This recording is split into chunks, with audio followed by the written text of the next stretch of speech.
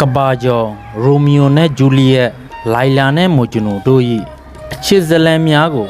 တင်တို့ကြားပူးကြမှာပါသို့သောတက္ကနာမြို့ရခိုင်လေပိုင်ချင်းကြီးဥဝန္တင်ရဲ့တူးသေးသောသမီးလေးမတင်နတ်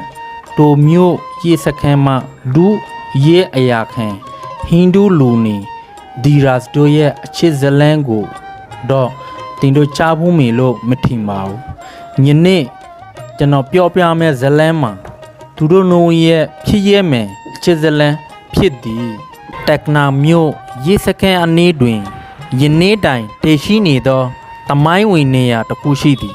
၎င်းမှာမာတင်ရေတွင်ဖြစ်သည်အတိတ်က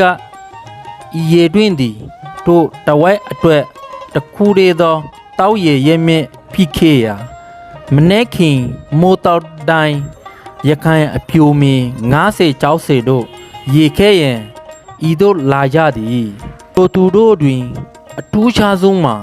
လေပန်းချံကြီးတမင်းမာတင်ဖြစ်သည်သူမသည်အလားနှင့်ရင်ကျဲတင်မွေးမူကြောင့်မြင်သူတိုင်း၏မျက်လုံးကိုဖန်းစားနိုင်သူဖြစ်၏ဒီနေ့မနေ့ပန်းရောင်နုရောင်မိုးလင်းရှင်ရေအိုးကိုပခုံးပြင်ပေါ်တင်ကလမ်းလျှောက်လာသောမာတင်ယာရေစခန်းတွင်မှမျက်လုံးတစုံ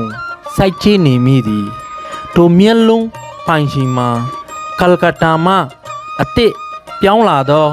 ဒူရဲအရာခံဒီရာစ်ဖြစ်သည်1923-24ခင်းက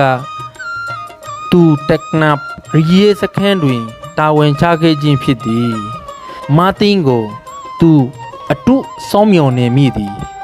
တနေ့တနေ့မျက်လုံးရှင်စုံတိုင်းစကားတခွဲမြမပြောဘူးသေးတော်လဲနှလုံးသားများပြောဆိုနေမိသည်လူမျိုးမတူယဉ်ကျေးမှုမတူဘာသာမတူတို့သောအချစ်သည်နနမိတ်များကိုမရွေးရှေတတ်ပါဘုရောနှုတ်ခိုးဝက်တွေးဆုံကြသည်ညာရှမ်းများတွင်ရေတွင်ပြေးတစ်ပင်ရေအောင်နဲ့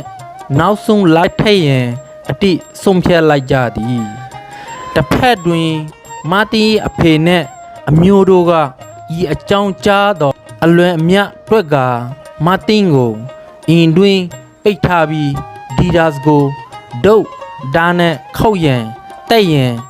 လိုက်လံချကြသည်တစ်ဖက်တွင်ဒီဒါစ်၏အဖေကလည်းတင်းကြားသောတလခွင့်ယူ၍ချစ်ချင်း